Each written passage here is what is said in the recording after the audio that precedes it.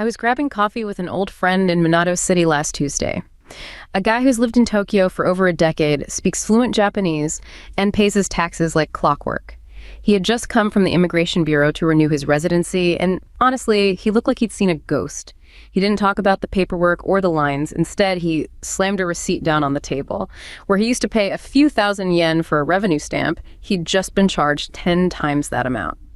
It's not just the money, he told me, his voice lowered. It's the way they looked at me. It felt like I was being audited for my soul. He described how the clerk didn't just check his employment contract, but scrutinized his integration probing into his social habits and linguistic nuances, as if searching for a reason to say no. For years, we've heard the same global narrative. Japan is a demographic time bomb, a graying nation desperate for any warm body to keep the lights on. We expected them to eventually buckle, to throw the doors open just to survive. But sitting in that cafe, looking at my friend's stunned expression, it became clear that the opposite is happening. Japan isn't panicking, it's hardening. With the 2026 policy shift, the government didn't just raise fees. They effectively turned the visa process into a high-stakes civilizational interview. They are doubling deportation quotas and pricing out the cheap labor the rest of the world insisted they needed. It's a move that defies every standard economic playbook. While the West views immigration as a solution to growth, Tokyo seems to view it as a threat to a much more valuable asset, their high-trust social code. It raises a haunting question that the rest of the world is too afraid to ask. Is it possible that Japan would rather shrink into a high-tech automated fortress than grow into a fractured multicultural society? To understand why they're choosing this elegant stagnation, we have to look past the numbers and into the logic of a nation that has decided its identity is worth more than its GDP. You know that phrase your friend used, audited for my soul? It really sticks with you, doesn't it? It really does. It sounds so dramatic. It sounds almost hyperbolic, if you haven't been following the tiny details of Japanese administrative law. Yeah. But I honestly don't think he was exaggerating. No, I think he was feeling on a really personal gut level this massive tectonic shift that basically cemented itself in October 2025. I mean, that clerk at the Immigration Bureau, that wasn't just some random person having a bad day. It felt different from just normal bureaucracy. I mean, I've dealt with Japanese bureaucracy. It's slow, it can be annoying, but it's usually polite, it's very neutral. This felt, I don't know, almost hostile? Or maybe protective is the right word. Protective is absolutely the right word. But the question is, what are they trying to protect?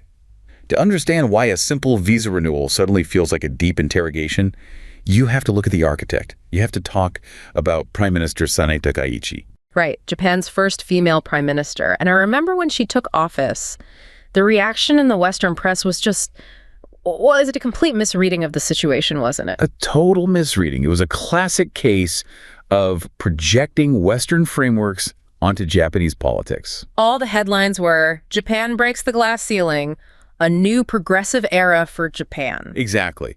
The assumption was, okay, female leader, that must mean liberal social policies. It implies a softening, a more open society.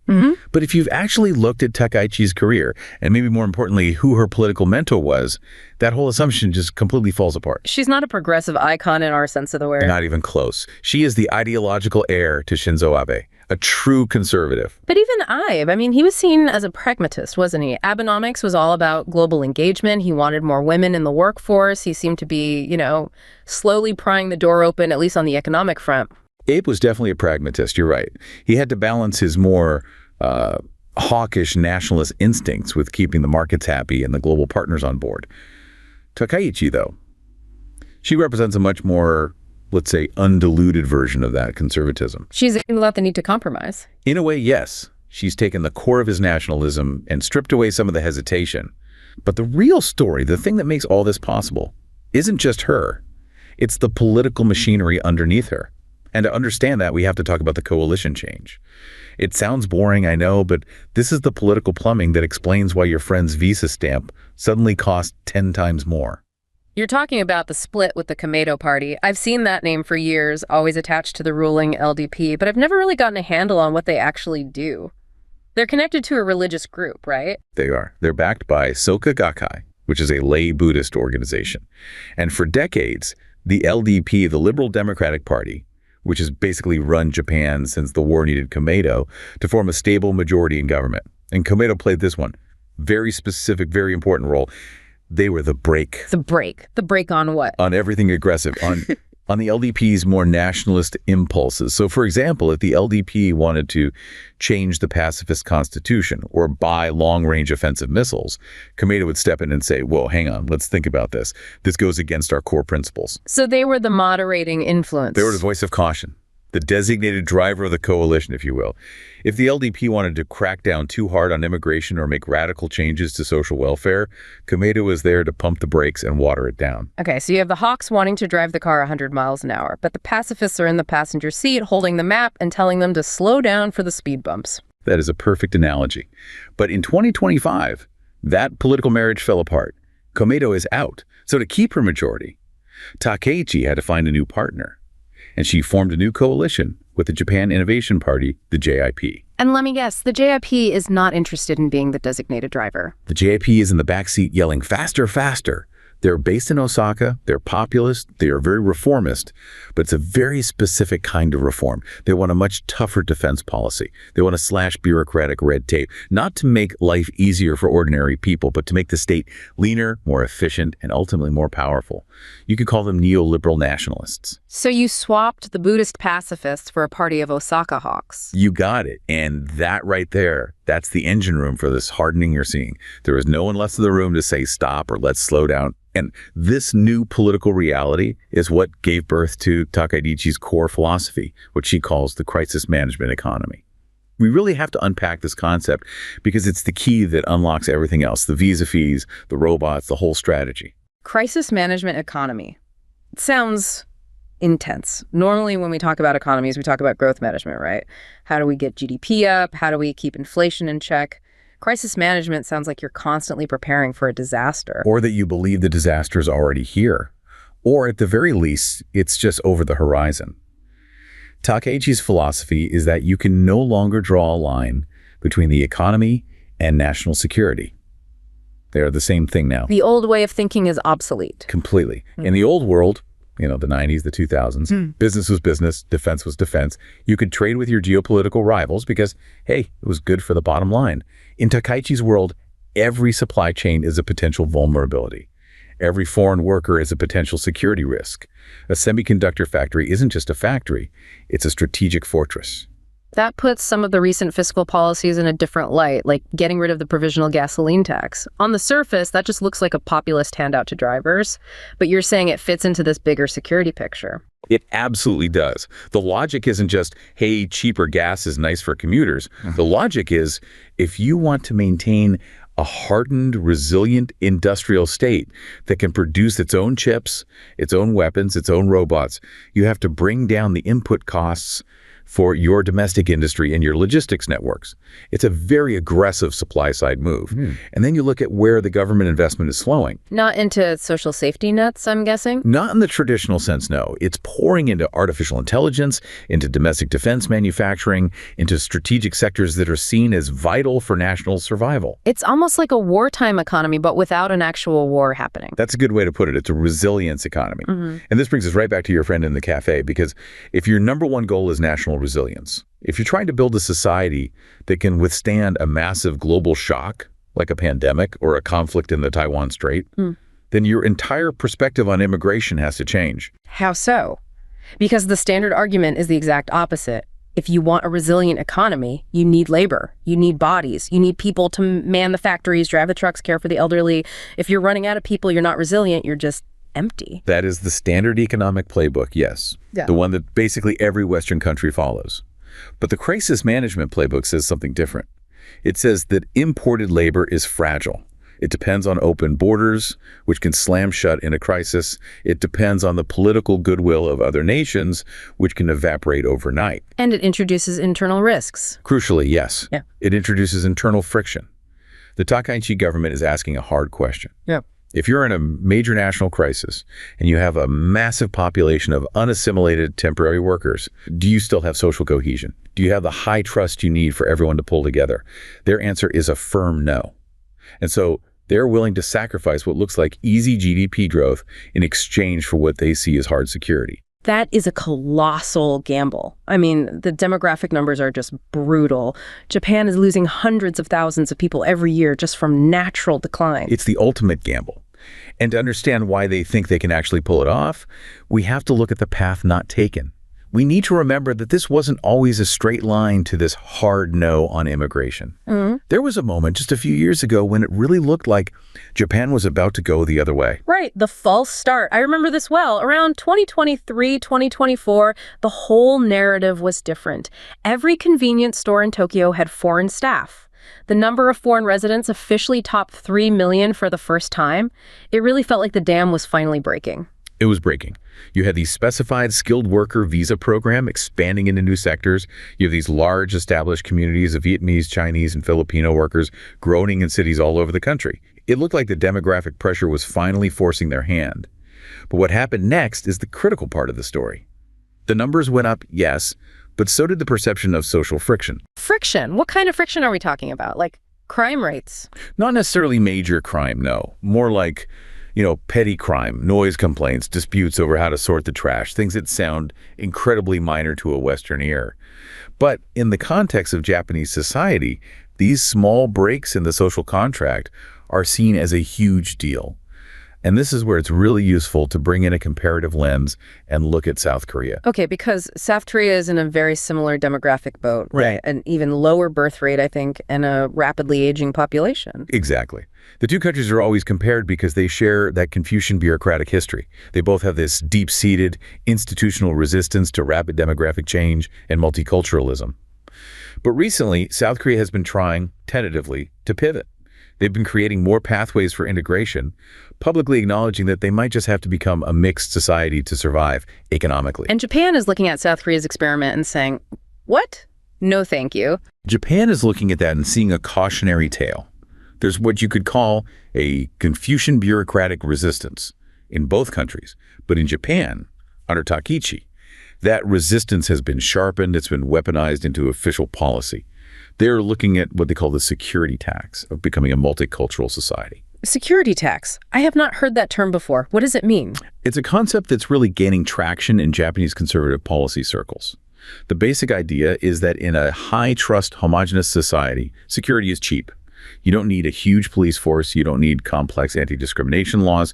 You don't need translators in every hospital and government office. Social order is sort of self-enforcing. It just works. It just works. But the argument goes that as you introduce more diversity, different languages, different religions, different social norms, the cost of maintaining that order goes way up. You have to pay this tax in the form of more policing, more legal friction, more social welfare programs to address inequalities, and so on. So they're viewing what they call the homogeneity dividend as a tangible economic asset.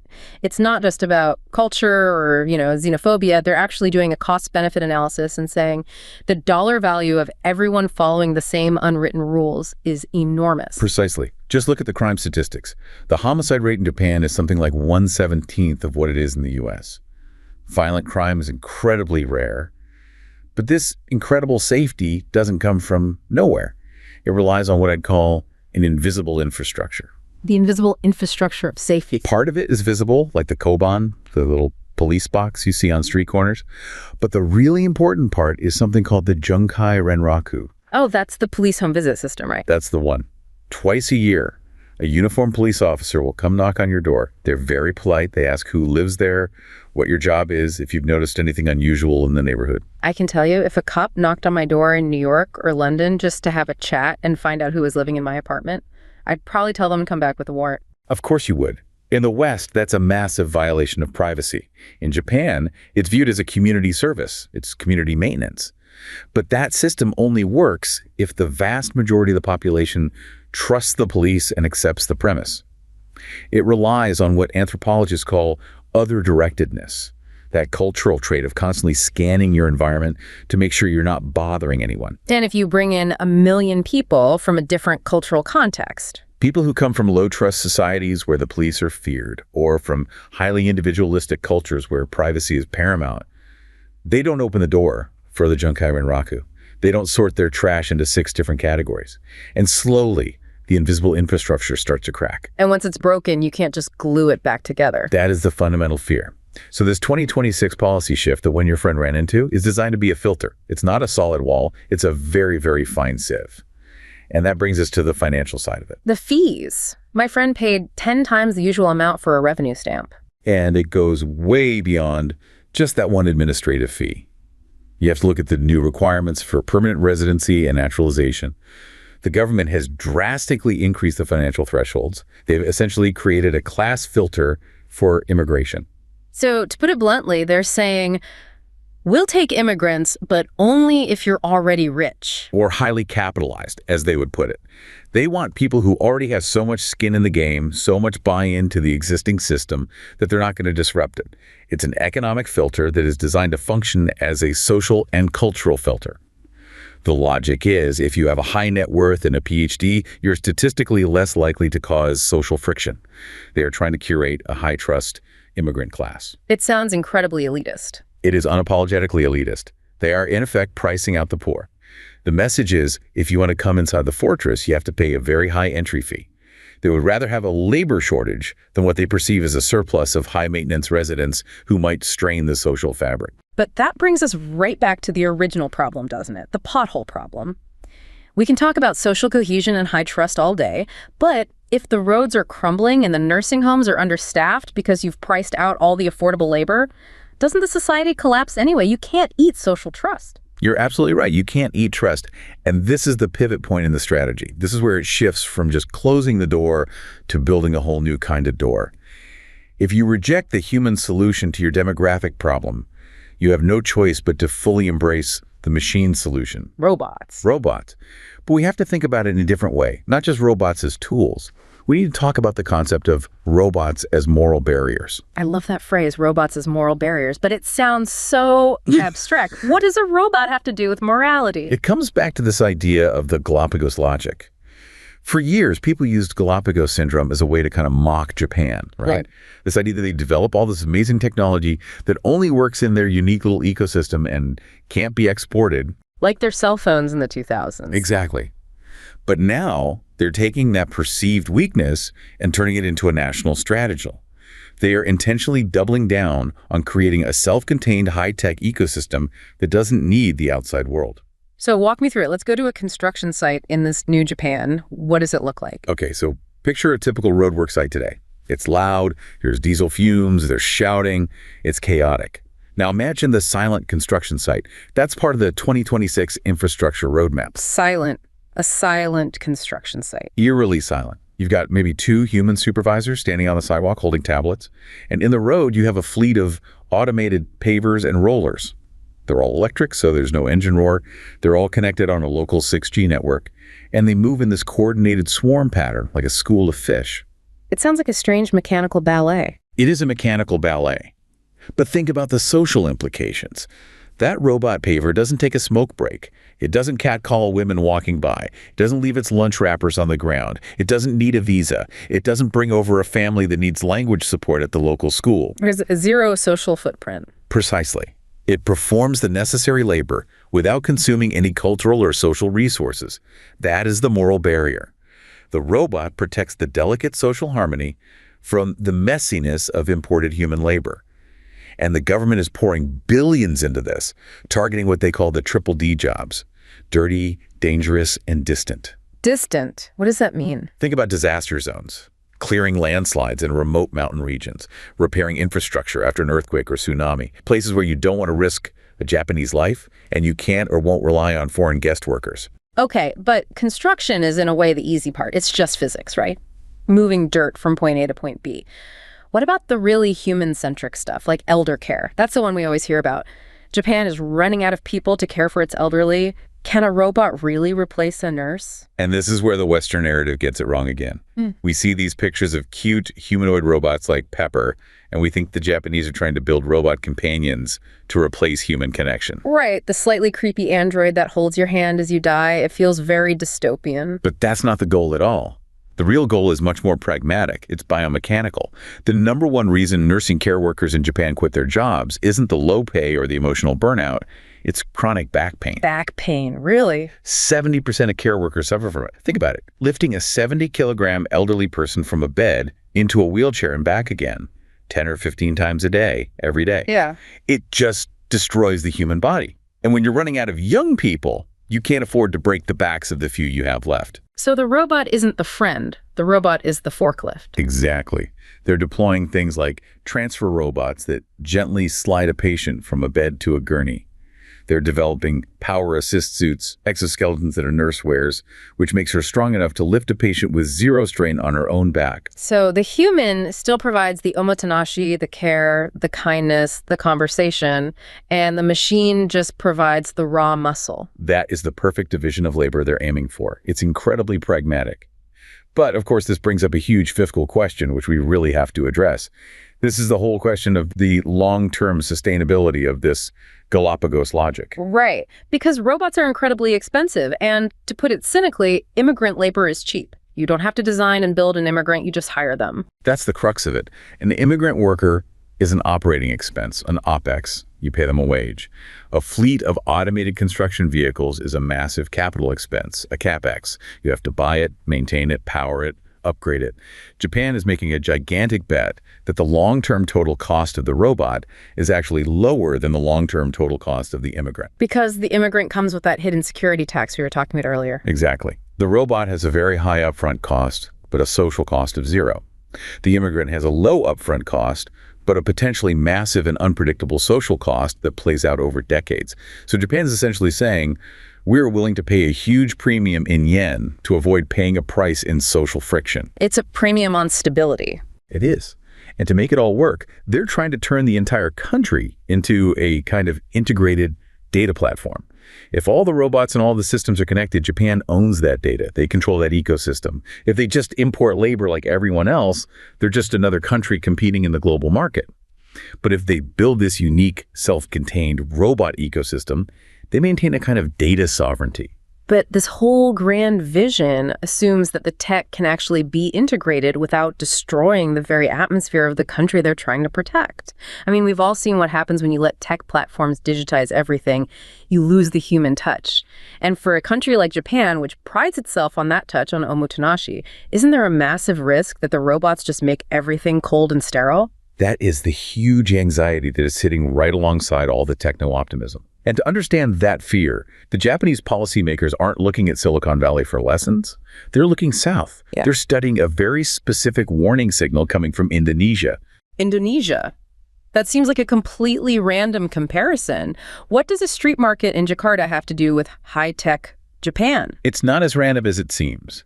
Because in some ways, Indonesia is a few years ahead of Japan in the platformization of the informal street-level economy. Japan is exporting its Society 5.0 vision, this dream of a human-centered smart society, all over Southeast Asia. But at the same time, they are watching very closely to see what happens when that glossy high-tech vision collides with the gritty reality of street commerce. And what are they seeing? Well, there's a fascinating case study that came out of the city of Makassar, focused on the street food vendors, the PKL, as they're known. These are the people selling fried rice and satay from little carts. The ultimate analog, face-to-face business. It was. But then the food delivery platforms came in, the Gojeks and the Grabs. And the study found it created this brutal digital divide. The younger vendors, the ones who grew up with smartphones, they jumped on TikTok and Instagram to promote their food. They're thriving. But the older generation, there was this one quote from a 52-year-old fried rice seller that I think really rattled the Japanese researchers who read it. What did she say? She said, "It feels like working for a machine." And she talked about this feeling of algorithmic precarity. Wow. Algorithmic precarity. That's a heavy concept for a fried rice stand. It means that her entire livelihood now depends on a ranking system she can't see and doesn't understand. If the algorithm decides to hide her stall from users that day, she basically becomes invisible. Her business evaporates. But the part that really scared the Japanese observers was what she called the loss of atmosphere. The vibe. The human element. Exactly. She described how it used to be.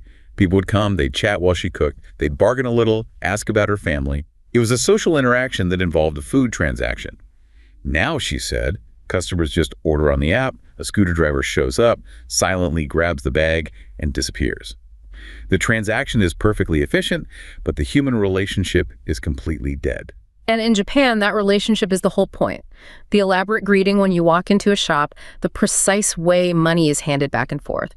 If you replace that with a sterile grab-and-go app culture, you're not just making things more efficient, you're killing the culture itself. You've hit the nail on the head. The The report concluded that unmanaged efficiency can be the enemy of community. And Japan sees this loss of atmosphere as a direct threat to their high-trust society. If we all stop talking to each other because an app handles the interaction, do we still trust each other? Does the social glue dissolve? So what's the solution? You can't put the genie back in the bottle. You can't uninvent the delivery app. No, but you can try to domesticate the technology. And that's what the vendors in Makassar started doing. They started fighting back by creating these hybrid solutions. They encouraged their loyal customers to get off the big corporate delivery apps and started taking orders directly through WhatsApp. Huh. Why WhatsApp? Because WhatsApp is messy. It's human scaled. You can use emojis. You can send a voice note. You can have a little back and forth chat. It reintroduces the personal friction that the slick corporate apps were designed to eliminate. That is absolutely fascinating. So the solution to the dehumanizing machine is to use a more human machine. And that's the key lesson Japan is taking from this. They want the robots, but they are determined to control the human-machine interface. They want the quiet efficiency of the silent construction site, but they are terrified of the cold silence of the algorithm-driven street vendor. They want to use technology to preserve the Japanese way of life, not to replace it. It's walking such a fine line, isn't it? We want the robot to pave the road for us, but we absolutely do not want the robot to become the master of our social interactions. And nowhere is that battle for control more physical, more tangible than in the countryside. We've talked a lot about the cities, but the real front line of this defensive modernization strategy is in Japan's rural areas. We have to talk about the Akiya. The empty houses. The ghost houses. I feel like I see an article about this every single week. You can buy a house in Japan for $500, and everyone online dreams, oh, I'll just go buy a beautiful old farmhouse in Nagano and live my best Ghibli life. And then they actually try to do it, and they smash headfirst into the wall of what researchers call choice compression. Choice compression? It's the simple reality that while there may be 8 million vacant houses in Japan, the number of houses that you, as an outsider, can actually buy is infinitesimally small. And this isn't an accident. It's by design. But why? That seems so counterintuitive. If I'm the mayor of a dying town with 500 empty houses that are literally rotting into the ground, why on earth wouldn't I want some foreigner with a suitcase full of cash to come in and fix one up? Because of the snow clearing obligation. Snow clearing? What does that have to do with anything? Yukikaki. In rural Japan, especially in the north, owning a house in a village isn't just a property right. It is a profound labor obligation. If you live in a snowy region, there's an unwritten rule that you must be outside clearing the snow from the communal road in front of your house by 6 a.m. If you don't, your elderly neighbors can't get out, the ambulance can't get in, people could die. Okay, so it's not a suggestion. It's a matter of life and death. It is absolute survival. Yeah. And it's not just the snow. It's taking your turn to clean the communal trash station. It's showing up for the annual ditch cleaning day. It's helping to organize and run the local Matsuri, the town festival. These villages function entirely on a delicate ecosystem of reciprocal volunteer labor. And the foreign investor who buys a beautiful old house to use as a ski lodge for 2 weeks a year contributes zero labor to that ecosystem. They are a free rider. If they're not there in February to shovel the snow, the system breaks. So the local community leaders, the ward heads, the kucho, are actively and quietly blocking sales of these houses to outsiders. They would literally rather let the house rot and collapse. Yes, they would rather the house return to nature than sell it to someone who will not be a true neighbor. And Takeuchi's government is now backing this up with national law.